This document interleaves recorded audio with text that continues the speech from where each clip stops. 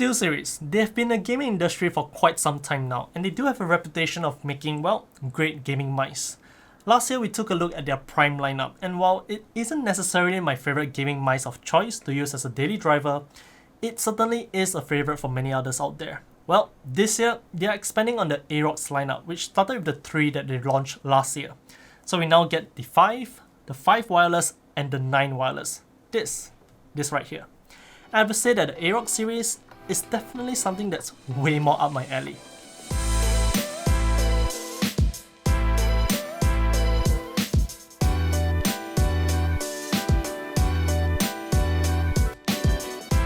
Now for a start, we're gonna put these two aside for now because this, the 9 wireless, is the star of the show here and arguably the most unique. Right from the get-go, this is a gaming mouse that's designed for MMOs and MOBAs in mind, and this is a category where there isn't that much to choose from. Yet the Aerox 9 wireless takes it a step further within this niche space by offering an ace up its sleeve. This is a wireless gaming mouse with a total of 18 buttons that comes in at just about 89 grams.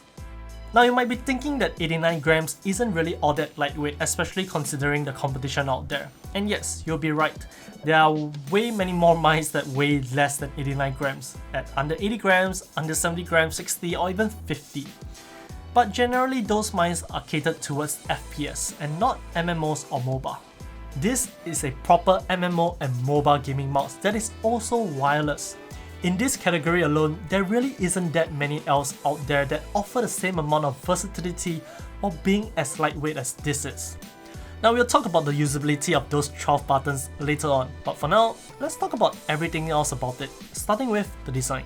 If you're familiar with the first of the family, the Aerox 3 that was released sometime last year, you will see that this features the exact same design language. One main difference however is that this now adopts an ergo right-handed design, and that is true for the Aerox 5 and the 5 wireless as well. As you can tell, the mouse does have plenty of cutouts in a honeycomb diamond pattern that makes up almost half the entire mouse. This not only gives it its signature look for the Aerox series, but also doubles up as the primary factor to save weight, and to a certain extent, it helps with breathability as well. This is a design that's going to be a love or hate relationship depending on your preference. With regards to dimensions, the mouse does have a height of about 42mm at its highest point, with a length of 129mm and a maximum width of just about 68mm. This puts it in a medium-sized mouse category where I would say that the majority of us will have no issues using it with either a palm grip or claw grip. In my experience, it was really comfortable to use for pretty much anything ranging from general usage like browsing to hardcore fast-paced gaming. As for the left and right clicks themselves, they are just simply great, and I can't really say much more than them because they're just that, it's great. Steelseries are using the Golden Micro IP54 switches in these, and the clicks are satisfying with a great feedback and with just the right amount of force for rapid fire movements. The switches are also rated for up to 80 million clicks, which is quite a lot. Again, they are just simply great. One nice addition for the Aerox 9 wireless as compared to the 5 wireless is the addition of tilt clicking for the scroll wheel. So not only can you scroll and click as per usual with most other mice, this allows you to have additional inputs when you tilt the scroll wheel left or right. This is not only going to be useful for games, but also incredibly useful for general usage, especially since there aren't dedicated forward and backwards buttons on the side for the Aerox 9 wireless. Right below the scroll wheel is where you'll find the default button for changing your DPI or CPI as Steelseries terms it. Easily accessible, no chances of accidental inputs, just where it should be. Despite the lightweight nature of the mouse, especially in its category, Steelseries has spared no expense in the RGB department. There's a single diffuser plate on the bottom of the mouse that allows RGB to shine through, and it spills through a little onto your desk with the accent strip that adorns the bottom edge. Personally, I'm quite liking it, and it does add quite a bit of character to the otherwise plain looking mouse. Moving to the bottom, this is where you'll find the toggle switch for the different connectivity modes. Generally, we would say to stick to the 2.4 GHz wireless mode via the included dongle, which uses SteelSeries Quantum 2.0 wireless technology. It's a really stable connection with no fluff, and it just plain works. On the bottom is also where you'll find the 100% PTFE glide skates, which are just superb. Even on a non-gaming centric desk mat, the mouse glides really smoothly with really good performance. This is definitely up there with the rest of the competition. As for the sensor itself, you get the TrueMove Air sensor, and it's basically the exact same sensor you would have found in the Prime series. It's an optical sensor with a maximum of 18,000 CPI, 400 inches per second, and up to 40G acceleration. All in all, it's just a solid sensor. But we now come back to the primary use case of the Aerox 9 wireless, those additional 12 buttons on the side, which is going to be really useful for MOBAs and MMOs.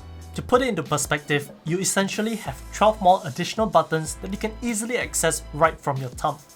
So not only are you getting way more buttons to which you can individually customize to your liking, you save that half a second of time that you would have needed to press a macro key on your keyboard, which can make all the difference in the world, believe it or not.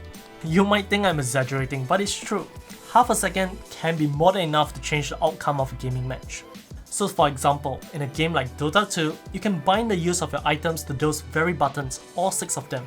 You can even allocate specific commands such as your career or camera position as well.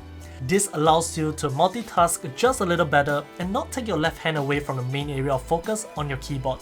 And half a second to activate your spell might just get you the kill or not.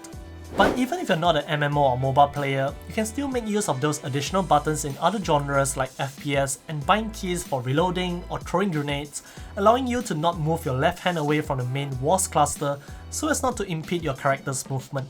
You can even use it for general usage like browsing the web, allocating shortcuts for things like volume control, a new tab, or more. And that's what the Aerox 9 wireless really brings to the table. It's a properly solid MMO and MOBA gaming mouse that's also wireless and delivers on many fronts. But of course, that's not to say that it's perfect, because it definitely isn't. One major point of consideration is actually those 12 buttons itself. Now yes, you do get 12 buttons that you can basically customize to do whatever function you want using the Steelseries GG software. But it does take time getting used to the layout and to remember all your different functions, especially across different games or applications. But perhaps more importantly, the buttons are definitely a little on the small side for me, and there isn't much spacing between each individual button. More often than not, I found it difficult to press the exact button I wanted to in the heat of gaming. Now of course, like I said, it'll take time to adapt and get used to it. But if you're someone with bigger hands than me, and I'm not really big or small in any way, I'm pretty average per se, you might find that it might be difficult to do so it might be a potential problem, something to take note. Secondly, the USB-C port is pretty recessed, and the wall that surrounds it is a tad too narrow in my opinion. There were only a handful of USB-C cables that I could use to charge this, apart from the included cable. Anything that has a little wider housing wouldn't fit, so definitely do take note.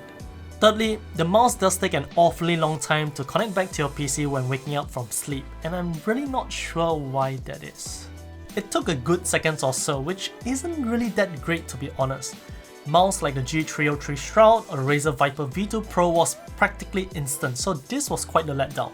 And yes, it's not just for the 9 wireless, it's the same for the 5 wireless as well. And I've updated everything to the latest firmware, the mouse, and the software itself, so yeah, what gives?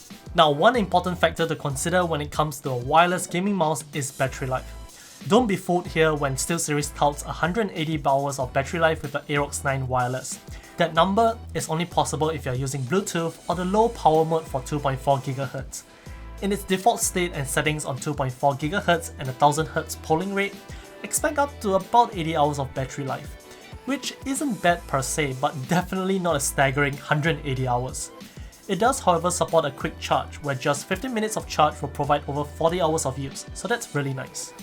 Last but not least, this mouse is definitely more on the pricier side of things. The Aerox 9 wireless retails for $160 US or 250 Singapore dollars.